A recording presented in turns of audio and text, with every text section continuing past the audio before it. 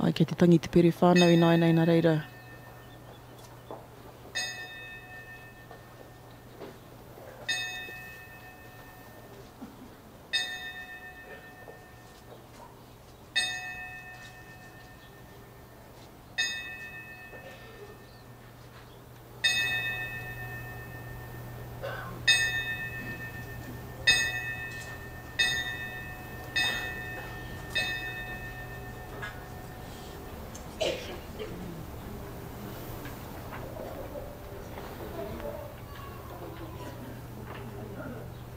Which microphone's inside?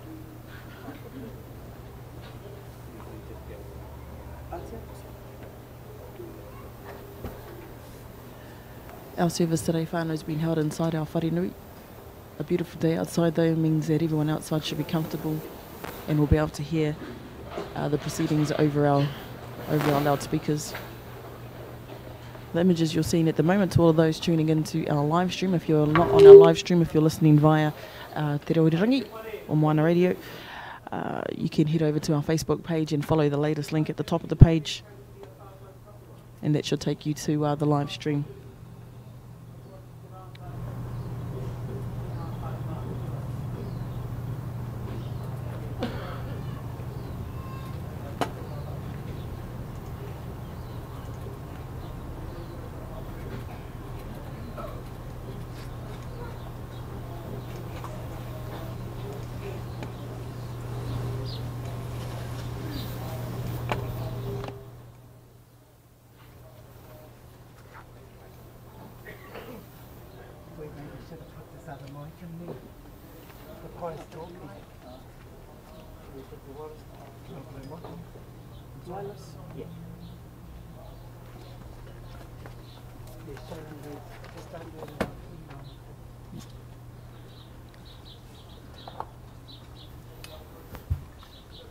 Ai nai nei whānau ki te kōrero, te pai.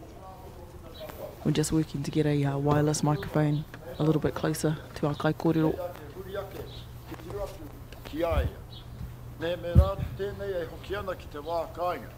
Ka hikoi ake, i runga i te tōna riu, Nei a tāmata i runga anō, i ona kā rangarangatanga ka tai atu, ki te roa tātou marae, ki te motu a pai, e takoto ai. Ngā reira, ka nui te mihi atu, te a koutou hoki kei waho.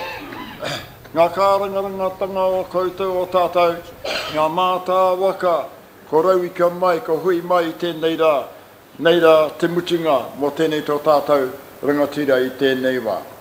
Nei rā kā mutu, arā te pau tuarongo, e whakarunga kei ngā kōrero ka waihorea ki muri, nei rā tōna hikuai mai i roto i tōna tūpuna whare putātiki waho, ki runga i te marae ātea, nei rā ka hikuai atu ki te mautere. Nei rā mihi nei ki a koutou. Koutou katoa, i tatu mai tēnei tinu ata hoki o te rangi, kia whakahaere tia, e nei tu āhuatanga i roto i te amare mō tātou. Mō tātou. Hara i te paupautanga o te rao a muri ake. Kao, ko te tinu ata tēnei ki, e huri nei, ro tātou hine ngaro whakaro ki runga i aia. Nō rei runga i te humārie, me te rangi mārie, e hui katoa nā tātou. Mō tēnei, tō tātou rangatira, nei rai takoto nei, i raro i te tuanui o tōna tūpuna whare, a tamatea pōkai whenua. Nei rā kānui te mihi atu, ki aku raurangatira, ki aku pāpā. Nō reira, ki tēnei o tātou waka, ngā mihinui. Ngā mihinui ki a koutou e hiki nei, e waha nei. O nā tikanga o te hāhi rātana, o te tangata nei, o te kraua nei. Nei rea, ka nui te mihi atu. Ka nui te mihi. Nei rā, i runga i tēnei whakaro, te ngā tuhutunga tanga o tātou, wahia tiana ke roto e ngā ringaringa o ngā o apōtoro, hei haere tō tātou karakia mō tēnei atu. He karakia, hei whakararata i a tātou, he whakamana i te kaupapa o te rangi. E hui nei i runga i ngā ahuatanga o rātou o tō tātou matua nui o te rangi. Nei reira, e mihi nei ki a koutou, a tēnā koutou, a tēnā koutou, a kia ora tātou katoa.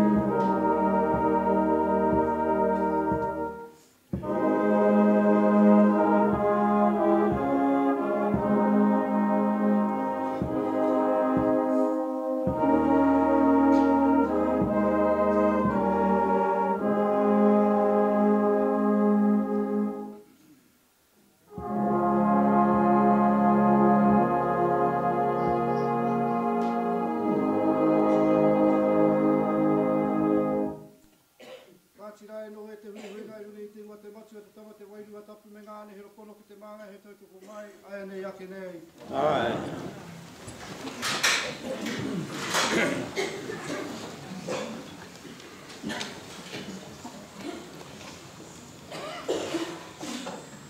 No reira tēnā koutou, e aku whatukura, e aku mārei kura, e te tī, e te tā, koutou kua whakarau i ka mai ki runga, i tō tātou marae, mo tēnei whakamoemiti, whakamutunga,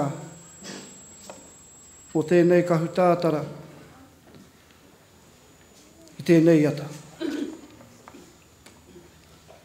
He mea ua tēnei whakamoemiti mōku. Mō tātou katoa. Kāre e kore, kua rongo koutou i ngā kōhimu kōrero, e pāna ki ngā pauritanga ki au taina mai ki runga ki a mātou, e pāna ki te ika hurua. Nō reira, i runga i tērā, ka hūnuku e te whānau te hākari ki runga i te marae o Wairoa. Whai muri ngā whakamoemiti ki runga i tō tātou mautere a motu o pai. Ka hikoi tātou ki te marae o Wairoa, i reira tēnei tangihanga i tīmata, i reira tēnei kaupapa e whakamutu. Nō reira, mihi tēnei kia koutou, kua tātinana mai i tēnei rā. Ka hoki ngā whakaaro ki te whānau pani, i raru i te kapua pauri. Kāru i te roku kōrero e kumea, māku e whakatūwhera, tēnei whakamoemiti. Kia inoi tātou. Whai kororia, hariruia, kia ihoa o ngā mano matua tama wairua tapu mea koutou kāre ane he ropono me te māngai. Kia tutu anō koutou ki Wainganui tēnei whakamoemiti o mātou hei tātari ngā kupu katoa e whakapua ki nana mātou i roto i tō koutou kororiatanga. Ko koutou nei hoki te tīmatanga me te whakaotinga mai o mātou e tumanako atu nei i roto i tō koutou kororiatanga. No reire whakamoemiti atu mātou mau manākitanga i rungi tingua te matua te tama te wairua tapu me ngāne he ropono ko te maanga he tautoko mai, ai ni ake nei, ai. Tango i te tāpai me te ripene tā. No reire te huihuinga, e whakai ana rā tātou ki te tāpai atu tō tātou tini he katoa, ngā pōrearea, ngā wangawanga, ngā taimahatanga, ngā pauritanga, ki tō tātou matu i te rangi ki a tāhunati ki te ahi, ko pongarihu atu ne.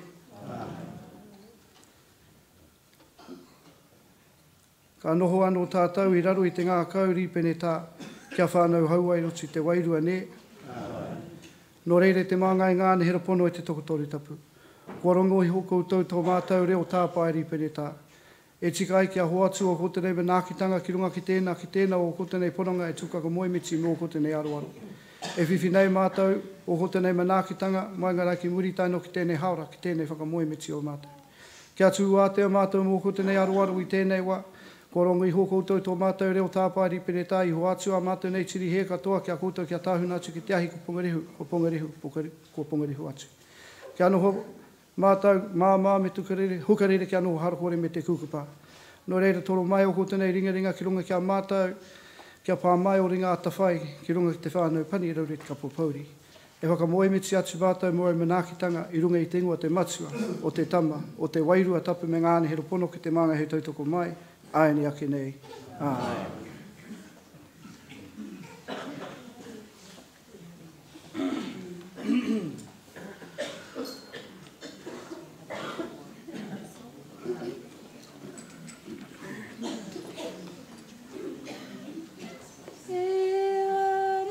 Keep it punchy.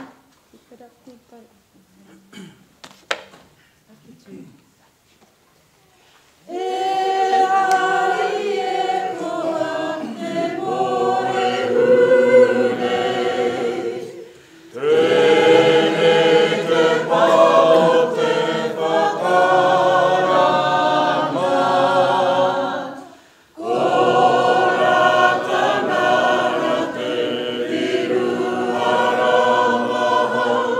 Te oki oki ngā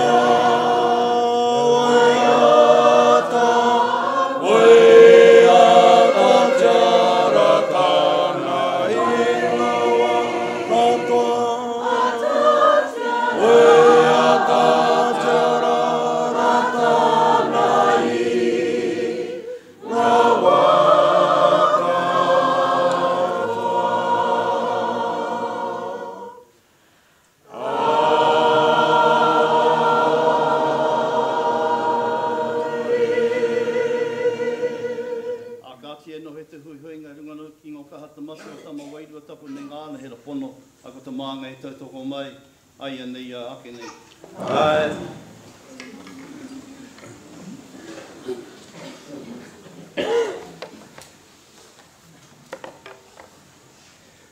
O tira tēnā tātou katoa. Tēnā tātou katoa, kua nuku mai te whenua. Urungi te karanga tēnei tō tātou pāpā, a morehu e tira hane. Ko e tēnei te haora mutunga i Wānganui tōna whānau o tira i a tātou katoa. I ngā rā e toru e takoto ana te kraua nei nā. Ka tai mai te tini me te mano, tēti me te rahi. Ki te whakatakoto ala te whakaaro, i runga i aia. A mātau e noho ana ki te whakarongo ku enei o ngā kōrero, e whakahua nei.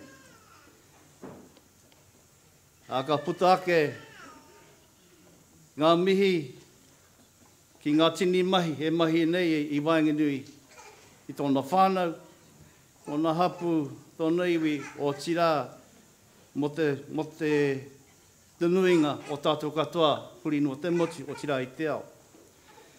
Ki wetahi o tātou, he karangatanga, he papa. Wetahi atu, he koro. Wetahi atu, he kaumātua. Wetahi atu, he areki. Koe nei ngā tohu i whakahua tia, e nei rā, e toru. Ki te hunga, kua tatu mai rungi te marae. O tira i pānui ti au, i te kaupapa mo te rānei. Ahoko ngā tini kōrero, ka reo e kitei i ngā tohu teitei, kua itaina nei rungi aia. Te tau 2000 mawhetu, tai mai e rungi te marae, hei māngai kōrero mo te kāwana tianara. Hei aha, e utaina nei, ki hoatu ki aia, e tohu teitei o te motu. Hei tohu maharatanga ki te katoa, i ngā mahi, i mahi nei eie, hei painga mo tōna iwi. Kāre o morehi whakaetia nei, ia whiwhi nei, te tohu o te tā. I te mea, kāri e whakapono atu ki wetahi atu ki te kuini o Ingarangi. I whakapono ke ki tāna iwi. Koe nā te nuinga o āna mahi. Koe nā tātou kua tāmai ki te mihi ake ki ngā āhuatanga. Aha kua te kāpo pouri kua tau nei i rungi a tātou. A me te ara o ngā kākahu teitei i tai mai i Inapo. O tira nā rungi ngā maharatanga e pāna ki aia, me kina, e hari, e koa te kaupapa te rānei. I te mea, kua tai atu kona tau, iwa te kau, nā titiro whakamuri, ki ana mahi, o tira ngā āhuatanga, ngā tini āhuatanga e pāna ki aia, me ki ano, e hari, he koa. Nō reira tēnā koutou, tēnā tātou. E tangata tū ngāwari, tū motuhake. I Wānganui, e ngā mōmō tangata o te ao. E tangata tū motehake, tū ngāwari, tū whakapono, i Wānganui, e ngā tini hahi o te ao. O tira, ko tēnei tangata, tino mōhio tiai ki tāna kaupapa. Ta kaupapa o rotu i tāna ngākau. Nō reira, nā rungi tēnā mōhiotanga a te kraua. Ka piri pono atu ki ngā tangata, ki ngā hāhi katoa o te ao. E kore tai ki te wehe i te mea ka mōhio e ia, ko tahi tonu te kaihanga, ko ihoa ngāmanga. Nō reira koe nei ngā kupu toru ka whāngai atu ki a tātou. Aroha mai rā, o huri atu tēnei ki tēnā o ngā reo, mahua ki tēnei te ranga tira o tātou ki te taha. O tira ka tika, ka kōrero tia, te reo ranga tira i te tuatai.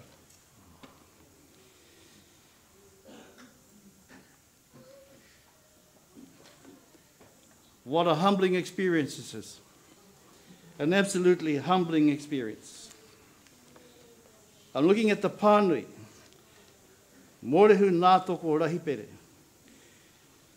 It doesn't say Dr. Mōrehu nā toko rahipere, and I can understand why. Neither does it say that he was a recipient of the New Zealand Order of Merit for services to his people.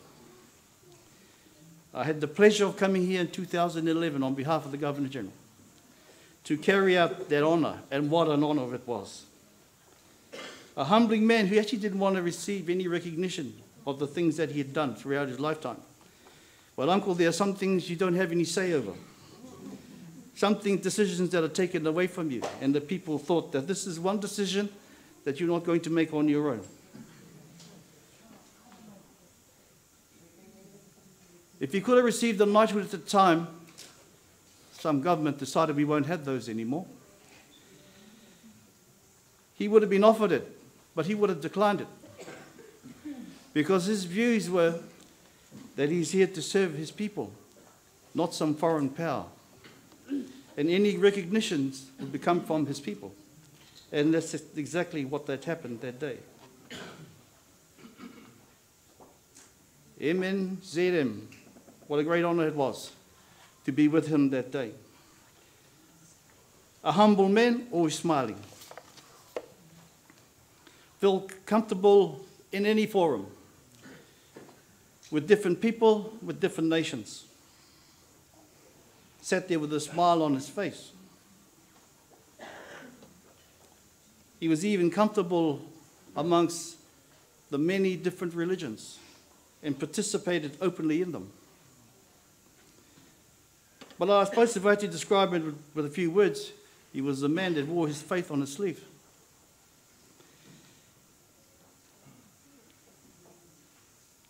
He was a devout mōrehu, supported 100% the kaupapa of his faith. But in that, there were no divisions between him and others, a very rare quality. But he was clear about what he believed. And what he believed, there is only one creator. There is only one iho o ngā mana. There's only one creator of mankind. And that is enough for people to share their religious differences. E rangi Māori in their hearts. Yes, he will be sadly missed. Some refer to him as Papa, as Uncle, as Koro, as their well-respected kaumātua. But on this marae in the last couple of days, I've heard him referred to as Te Ari.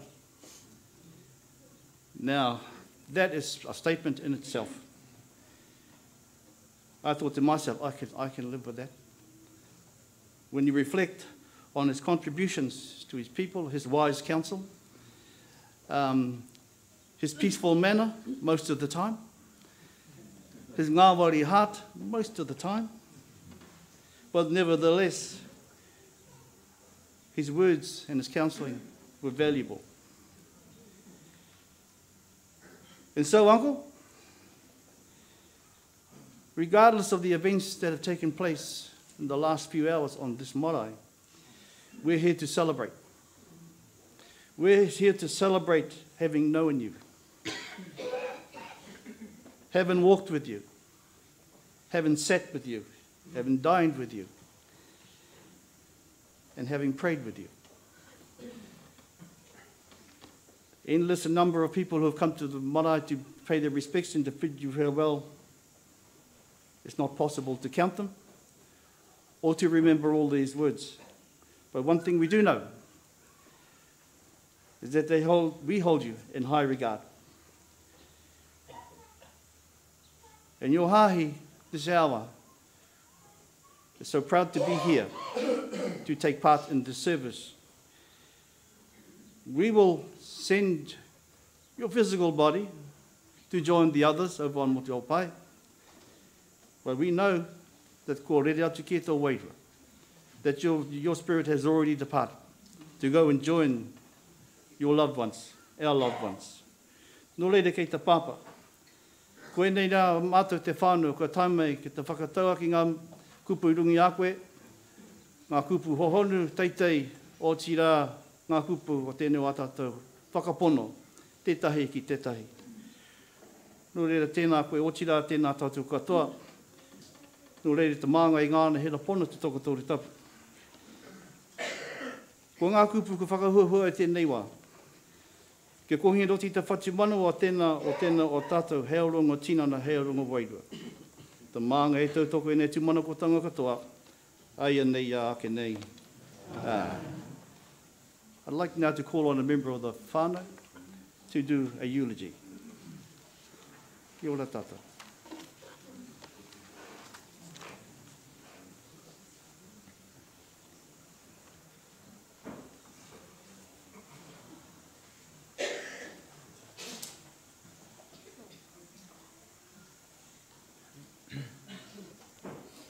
He oku pāpā, he oku hā kui kui. Aroha mai mo te tū o te wahine nei. Engari, he tū nei, hei mokopuna, hei poroaki, i tō tātou pāpā, tō tātou kraua. Ko ai te waka e takoto nei. Ko tā ki timu, ko tā ki timu koe. Ko ai te iwi e ngunguru nei. Ko ngā tirangi nui koe, ko koe a ngā tirangi nui. Ko ngā karanga hapu koe, ko koe ngā karanga hapu.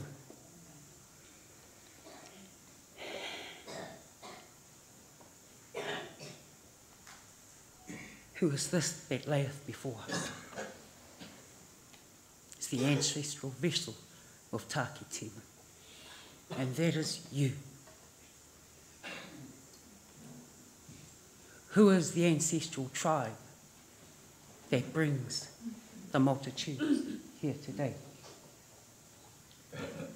'Tis you. 'Tis you.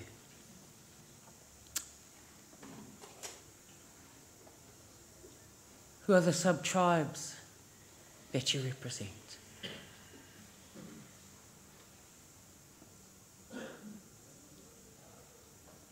Tis you, koro. It is you. Ka huri au ki te reo hoko prawa. Kia mōhio ai. Nā kupu o taku kauhau.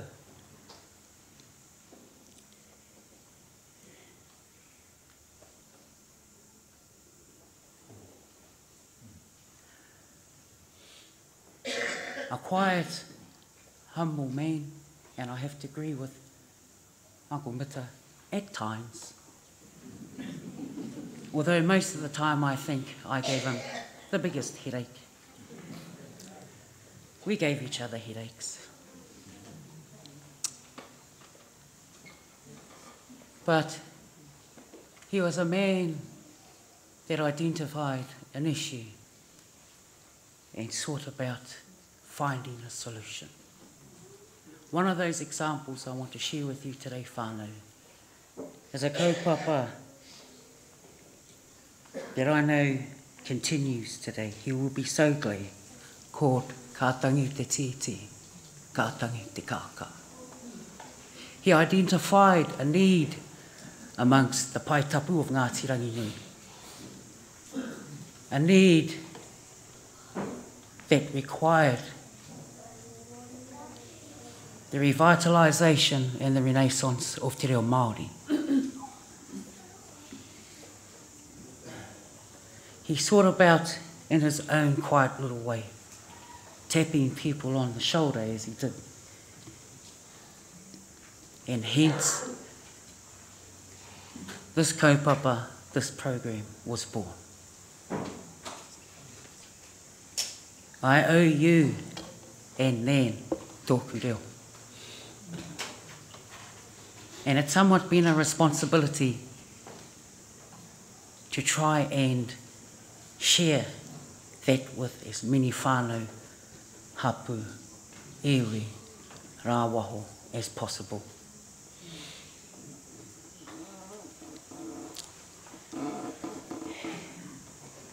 When the kaupapa first started, he says to me in the kitchen of the homestead, I need you to help me. I said, oh, what for, you don't need my help. More often than not, we need your help. I need you to come and help me with Kātangi Te Titi, Kātangi Te Kāka, which started here, next door in Te Whakaruruhau. I looked at my karaua and I said to him, you actually need to talk with the ones from hapu that are proficient in te reo, that are exponents in their own history and a whā, and genealogy. As a whānau, we will support you, but you need to reach ki te iratāne to help this kaupapa. And I acknowledge Uncle Hauata, Uncle Kihi, Bobby Rolliston, and so many more kaumātua that continue to keep this kaupapa alive. And so in a lament, koro, I wrote 15 years after we laid land to rest. I now farewell you. Haere rā, e koro e, I te Aotearoa, ki te kuatawata o ngā mate e, au e hika e, tangi hia, maringi noa, he roi mata, I oku ka motaku pōkai pani pōkai kura e. Au e koro e, huri ai e, ki rungara, ki ngarangi, tūhaha, ki te tihi o manono ki matangi reia. Au e oki oki e.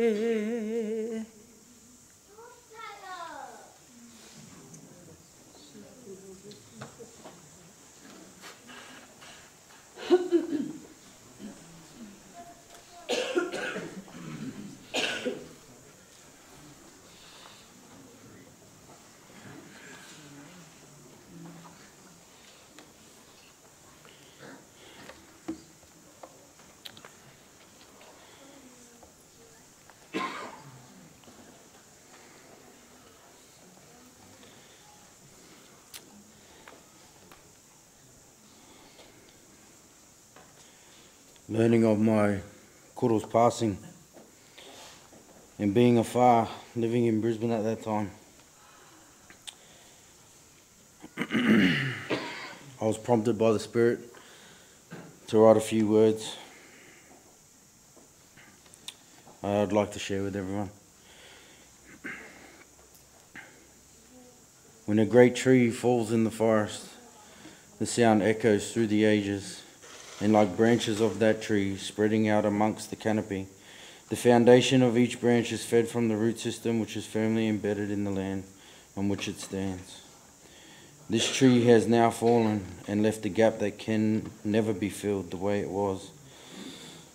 But other trees can now appreciate and bask in the splendor of the sun's rays and grow to their full potential and stand as mighty offspring and as a remnant of a legacy left behind by such a figure.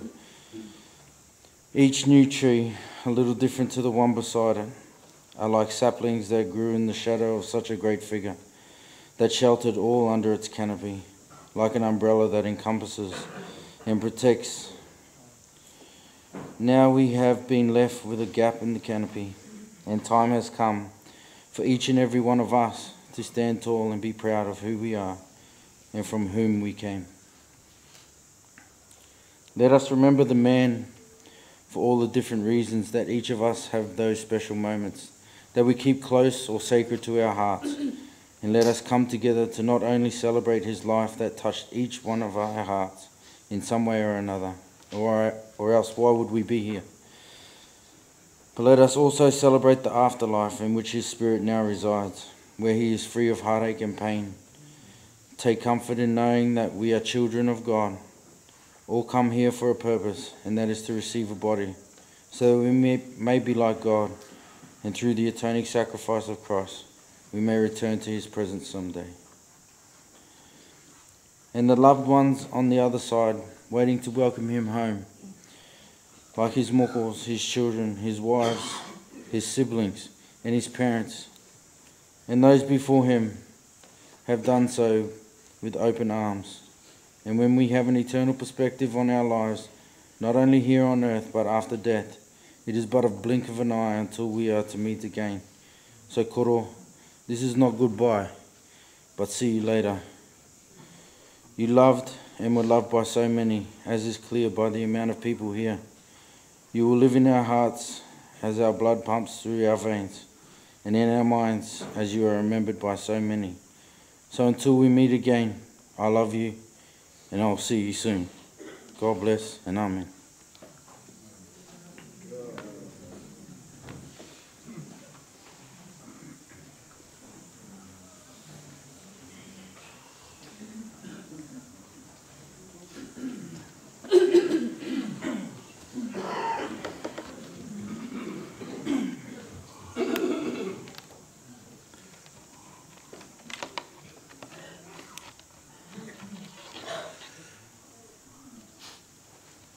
Kia ora koutou. Mōrehu, ngā tōko rāhi pere. Son and brother, husband and father, koro and koro again, uncle and friend. It's not hard to pay tribute to a person who has dedicated much of his life in the service of others. For his tamariki me ngā mokopuna, his enduring presence in our lives and in the lives of many for so many years has been a blessing. More than that, it's been a testament to his love of whānau, his devotion to te ao Māori and to his courage. Born to parents, Ngā Toko and Te Pera on the 2nd of December 1927, at a time when the Māori infant mortality rate was greater than 30%. His father, a follower of the Rātana faith, named him Mōrehu, remnant, survivor. And survive he did, the youngest of 6 boys in a whānau of 13. Raised like his father and brothers before him, to be a proud Ranginui man and a staunch champion of Te Ao Māori. Like so many in this rohe and across the motu, he was aware at a very young age of the injustice and the inequity of the world into which he had been born. Raised in a hapu united by poverty and a shared determination to make right history's wrongs. Many were the times when he would recall memories that were as fresh in his mind years later as they were when first witnessed through the eyes of a child. Seeing his parents forcibly removed from their marakai because the land, the ancestral land on which it grew, was deemed no longer theirs. Hearing his mother, our beautiful Kuia Te Pera, crying out in despair, ko riro a mātou whenua ki te Pākehā. Pākehā have taken all our land. But in spite of what he had witnessed through his life, the injustice and the indifference to the suffering of a people, he seldom gave in to the darker side of our human emotions, and for the most part stayed true to the person he was, choosing instead to put into practice what lay in his heart, to manaaki and to awhi, friend and stranger alike, and to focus on building a better future for our people. It would be against this backdrop that a proud and determined son of Ngāti Ranginui would make his way into the world, armed only with what God had given him, his sense of humanity and his humility. Humility, that character trait so rare in today's world and regarded as a flaw by many, but used to great effect by him to open doors that had long been closed to Māori.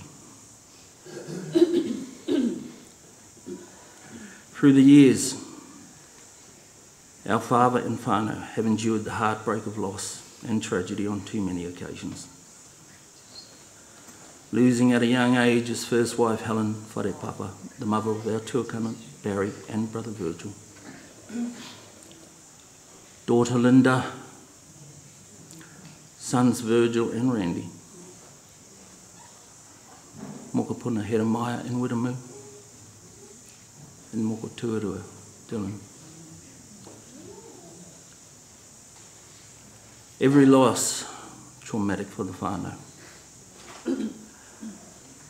But it was the loss of his second wife of 40 years, Naisi Rihi Murray, that left him struggling with a grief, a deep grief, for a number of years. Mum's loss 26 years ago shaped our father's destiny. His journey through Te Ao Māori not only gave him back his will to live, but it also allowed his whānau, and in particular his daughters and mokopuna, to channel their own grief by tirelessly supporting him in the years since.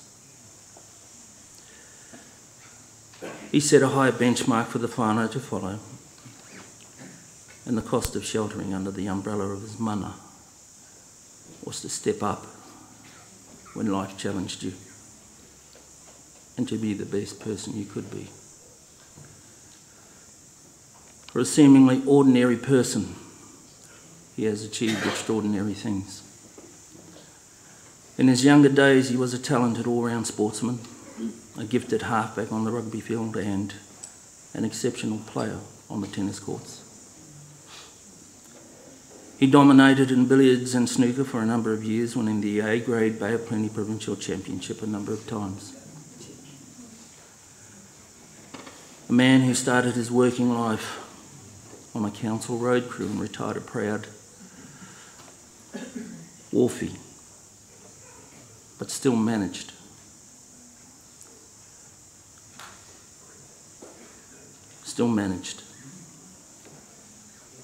to acquire Queen's Birthday Honours for services to Māori and a doctorate from the University of Waikato. Although if he could, I'm sure he would tell all rangatai to do it the easy way and study hard.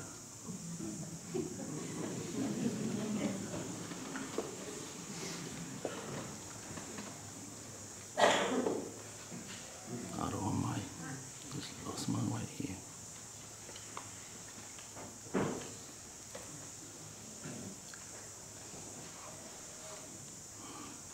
For him, it was more about the journey. More about the journey than the destination. More about finding pathways for rangatahi. Always believing in that basic human right denied to generations of our people. To dream, to aspire, to hope. He wished no more for our people than a fair shot at life. Nothing others would not demand for themselves. And if you were to ask him, of all the things you've done with your life, what are you most proud of? First and foremost, he would say serving our people. But for all the accolades, the achievements and the awards, he hated the limelight. He was a very private person. He took joy from the simple things in life. Spending time with whānau, especially his many mokopuna, beating them up on sugar lollies and sending them home out of control to their parents. Weeding his marakai, or just sitting over the island with whānau for whom he has pined through the years, silently reminiscing of precious moments and happier times. But if you look deep into our Father's eyes, you would also see a lifetime of sadness. Scattered pictures of lives left behind in ruins, of broken promises and of prejudice. But you'll also see forgiveness. And that is what makes the extraordinary legacy left behind by this ordinary man all the more remarkable. Moi mai rā, I roto I ngā ringaringa o tau atua, a tōna wā atu toki ai. Mātau I a koe, ki te pō I oti atu, e moi, haere atu rā.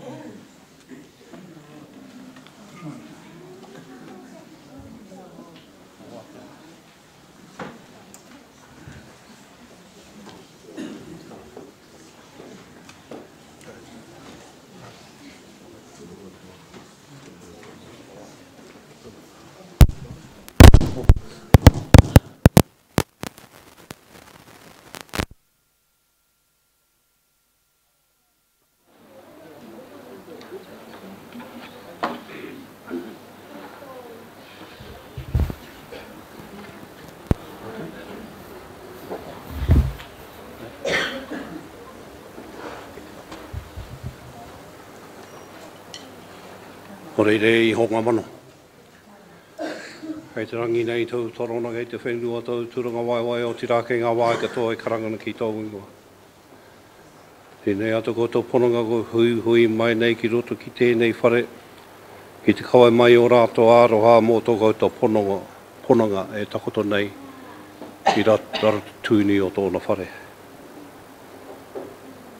Mā koutou anō e te matua te tama te wairua tapa me ngā ane pono tatu atu anō kia koutou nā tūhana wairua te arapa, te o maka mea korua taino me te māngai. Hei ko kuhu atu anō i tō koutou maramatanga i te whānau a tēnei ponanga. Ho mai anō kia rātanga manaakitanga te kahata pono me te rangi māriatanga ki runga anō ki tēnei kapua pauri o rātau. Mai ngā anō ko koe te tama te rangi māria hei noho i roto i tēnei whare. Hei arai atu ngā rauhanga katoa te reura, te awa, te kiko. Ai e whakapona ana nei mātou kia koutou i ngā ane te pono. Ko koutou hoki ngā karerea iho mai i te rangi tatu iho ana hoki ki te mata o te whenua. Kia mātou ana hoki ki te tangata, ko koutou hoki tō mātou piringa tō mātou pakaha i tuna tata i ngā wakatoa. Māna ko te mānga hei awhina hi tautuko mai. Ai ne akane ai. Ai.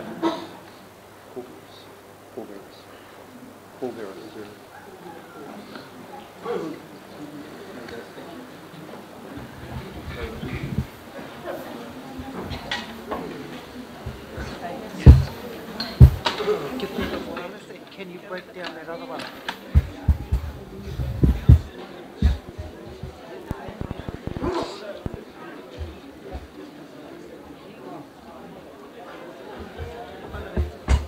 That's on. Only to cover Poro's tangi. They have no permission to send any of this footage to it.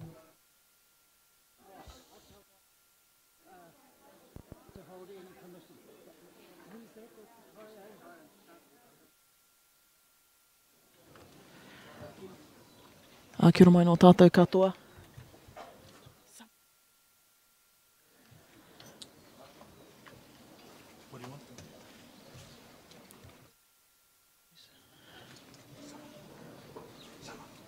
Ko tai te wā. Ka haria te tūpāpaku. Ki motu opai.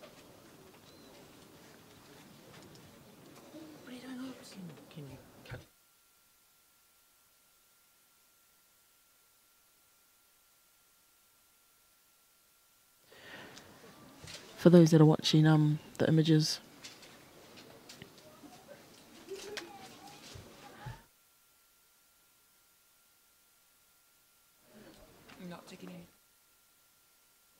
you can see our band ready to take our karaua out of his marae.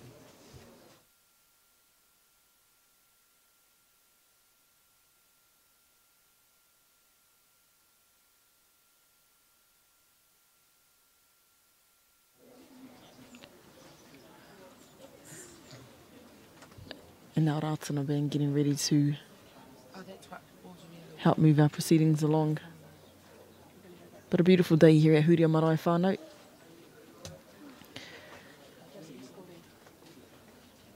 And as the old saying goes, when it rains it pours. Another tragedy occurred here last night. That is another story to be told, though, for now.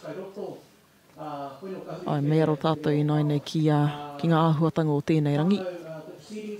Finish. What I need you to do is just make a way for the whānau pani and koro to come out of the whare. So just make space, please. Just a reminder, the arrangements are that we're going to Motuopai right now across to the island via Waiwai Express. And after that, this is quite important, we're going to Wairua Marae for the kaihākari, not here. Okay? I runga te whakaaro ka tumata hia tēnei kaupapa ki reira, kua whakootia I ki reira no hoki.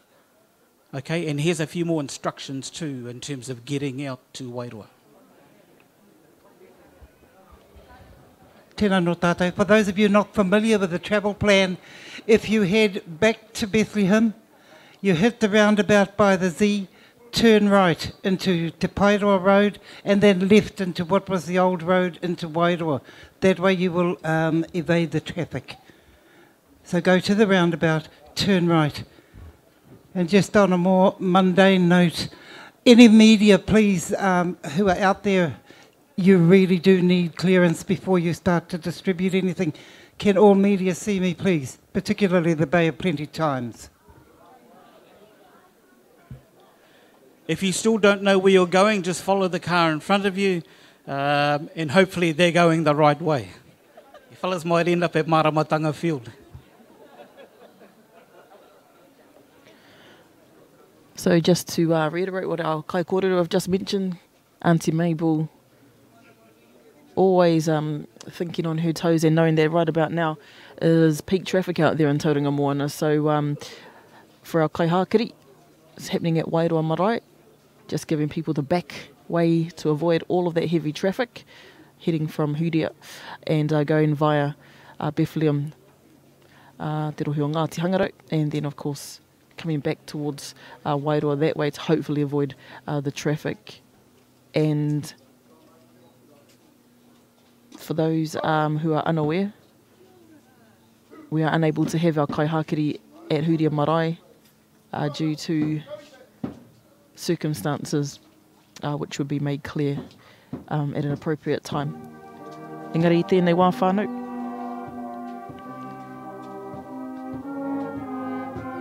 Our tūpāpaku, our karaua, is making his way out.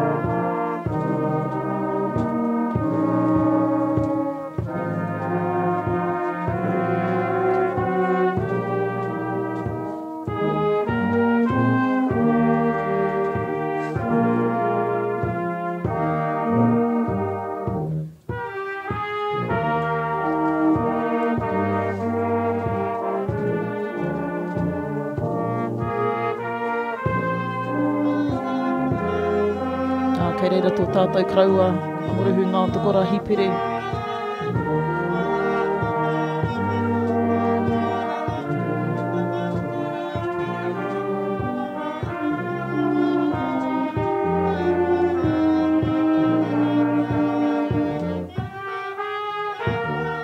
Anei te whānau pani.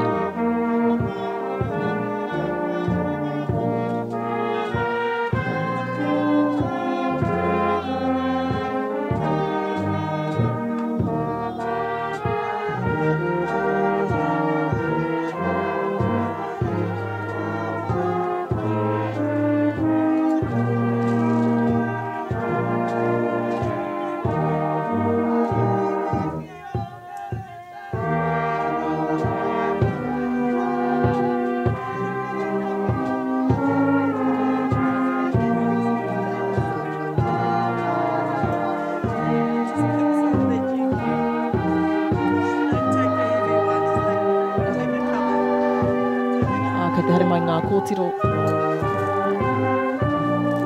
Ki te kohi ngā puti. Ngā taonga roha mo tō tātou kraua.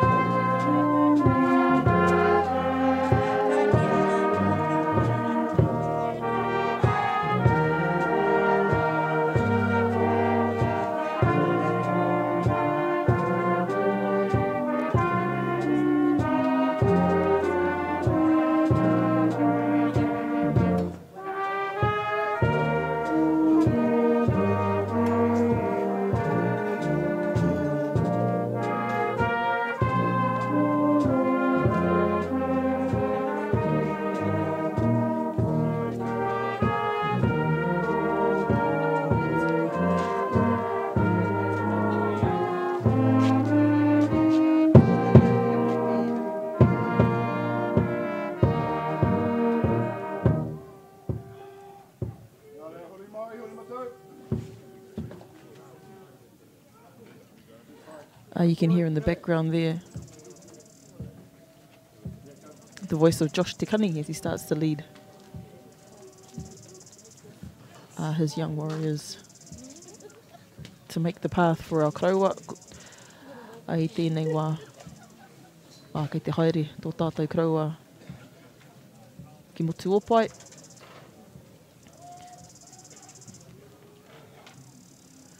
So those that are watching the live stream at the moment,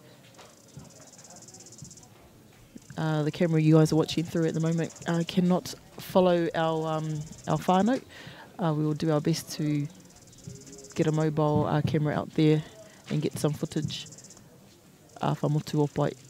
You would have heard Auntie Mabel there give the pānui, a friendly pānui, out to our fellow media to make sure they get permission to broadcast any pictures, any videos, any sound from Tangihanga. Permission required from our whānau. So from us here, te marae o Huria whānau, you can hear the haka underway just outside the gates here at Huria Marae. Nā reira, e tiwi whānui, mai mātou ngā kaimahi o Moana Radio, me hea te kia koutou katoa. Kua whakarongo mai, kua mātakitaki mai. Ki tēnei whakapāhotanga mai te marae o Huria. I te taho o tēnei whare manaaki tangata. Nā reira, ngā mihi kia koutou. Kia koutou te haukaunga o Tauranga Moana, Ngātirangi Nui, Ngāti Pūkenga kia koutou hoki. Te whānau no konei, Ngai Tamarawaho, mo tō koutou manaaki a mātou. And we will be back with our regular broadcast whānau for tomorrow on the show with the sports show. With Uncle Stevie, Hauturu and Hutch. Those that are listening via our radio stream, we'll be back to our normal broadcast. Our announcers will be back on air tomorrow for the sports show. Engari, our kai whakapāho whānau will be taking the afternoon off to basically help out here at the marae and offer assistance wherever we can. So it'll be a voiceless broadcast, but still stay tuned. Mō ngā waiata pai rawa atu e whakangāhui a tātou. Ia koutou i a tātou katoa i tēnei te rāmere. He rā, a tātua huki whānau, beautiful, beautiful Friday. We wish you an awesome day today. Kia pai tō koutou rā i tēnei wā whānau. Ki te whānau, to all of those that are travelling home, following the proceedings here. Kia pai tō koutou haere i runga hurahi. And for those that are staying behind, just a reminder, our kai hakiri is now ki te marae o Wairua. Wairua marae is where our kai hakiri will be, as Huria marae will be shut down following the departure of all of our whānau from here to Motuopai. So following our service at Motuopai, we'll be heading to Wairua for the kai hakiri, and then kua mutu tā tātou nei mahi mo tēnei rā, mo tēnei wiki whānau. So we'll head back into our normal radio broadcast. But from all of us here at Moana Radio, a big mihi go now to Te Runanga o Ngātirangi Nui for sponsoring our live stream. And of course to Katikati Sound and Broadcast, to Papa George, Auntie Mabel, me ngā kaimahi katoa ki konei. I tautoko kia mātou I enei rā. To all of the workers and helpers here at the Marae o Huria who have been looking after us over these last few days. Ngā mihi nunu kia koutou. Kia koutou hoki te whānau pani on the request of our whānau no Huria, our ngā toko whānau, our rahiri whānau, our Ngai Tamarawaho whānau. It was on their request that we provided this broadcast and this live stream. So ngā mihi nunu kia koutou te whānau no konei. We'll be back with you guys, tomorrow morning on the sports show. Engari. Until then, anei tō tātou karakia hei whakakapi o tō tātou whakapāhotanga mo tēnei ata, mo tēnei rangi nā reira mihi noi tātou. Kia tātou katoa te ata whai o tō tātou ariki ai hukaraiti me te aroha o te atua me te whiwhinga tahitanga ki te wairua tapu. Ake, āmine.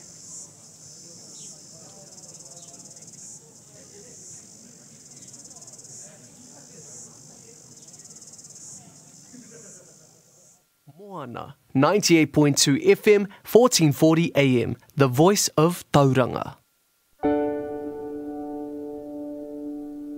Go show. Now everyone report to the dance floor, to the dance floor, to the dance floor. Now everyone report to the dance floor.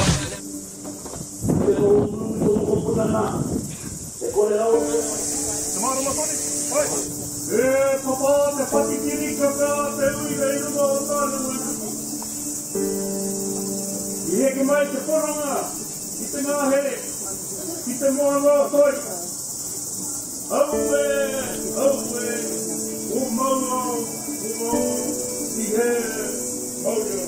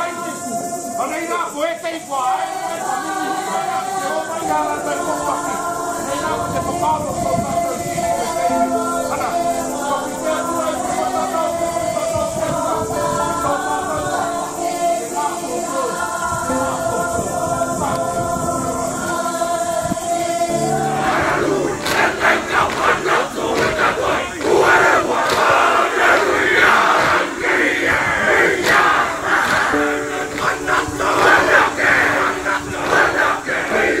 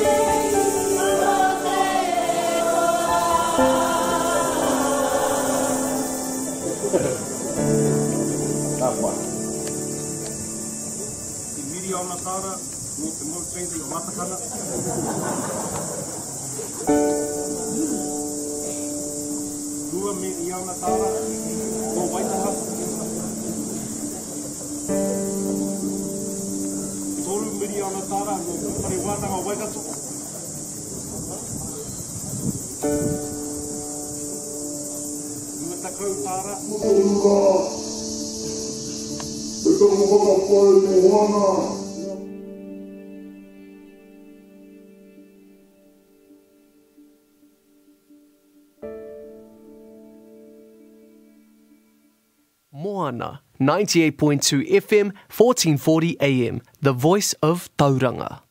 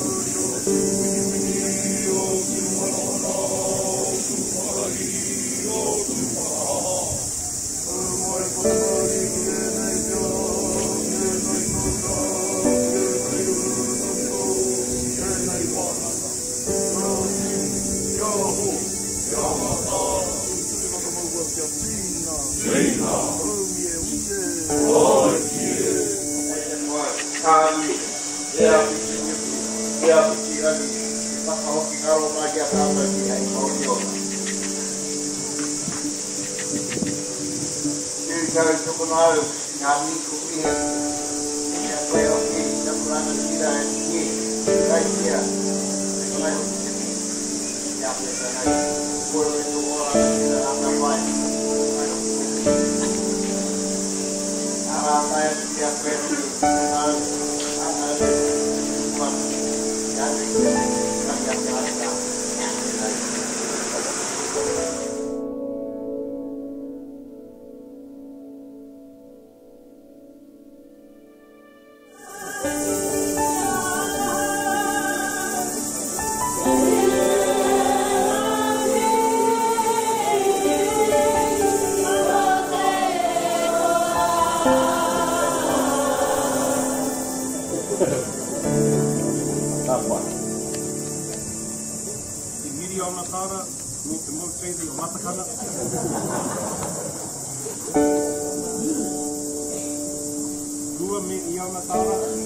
Moana, 98.2 FM, 1440 AM, the voice of Tauranga.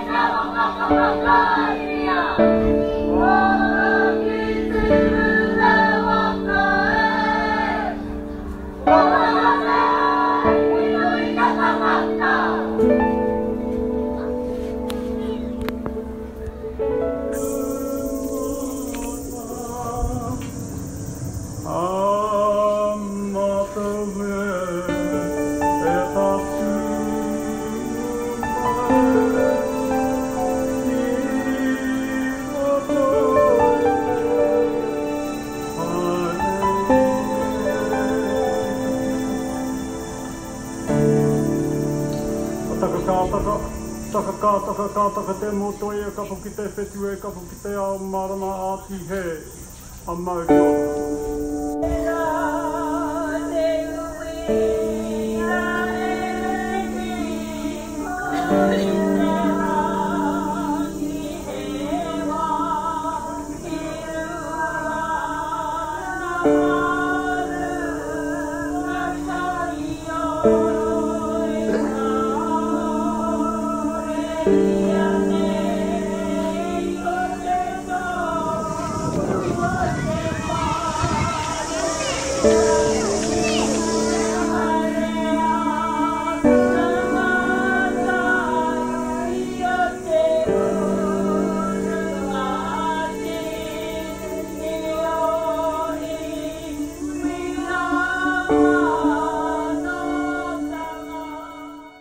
Moana, 98.2 FM, 1440 AM, the voice of Tauranga.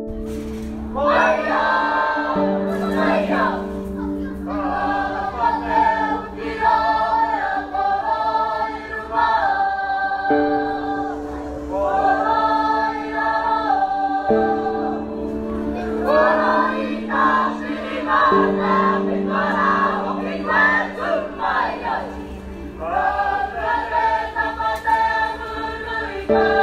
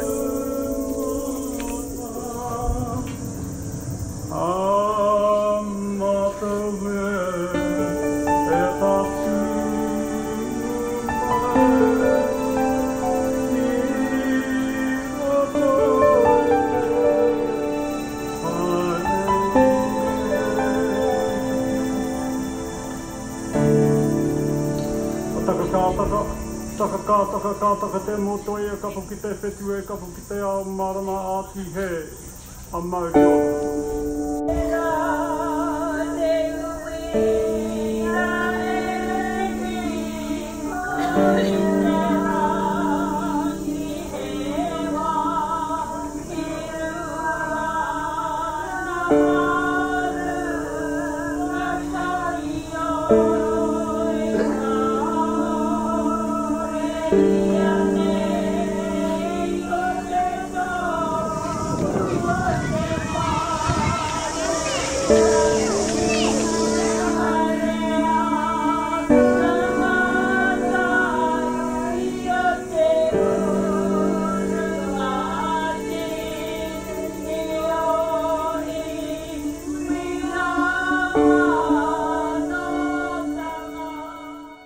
Moana, 98.2 FM, 1440 AM, the voice of Tauranga.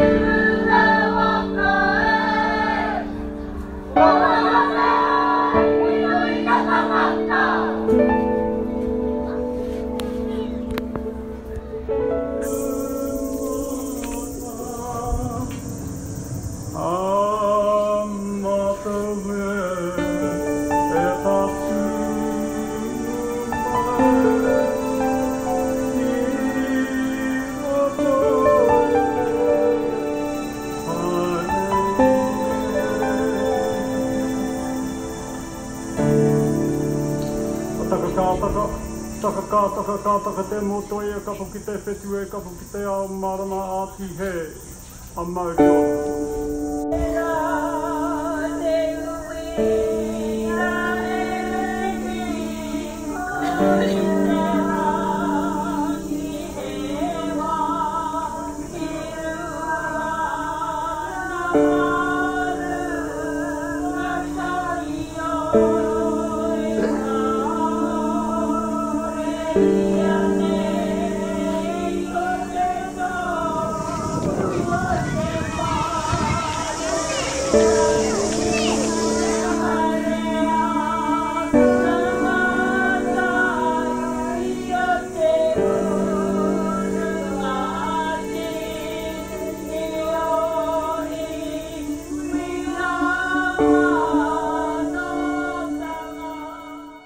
Moana, 98.2 FM, 1440 AM, the voice of Tauranga.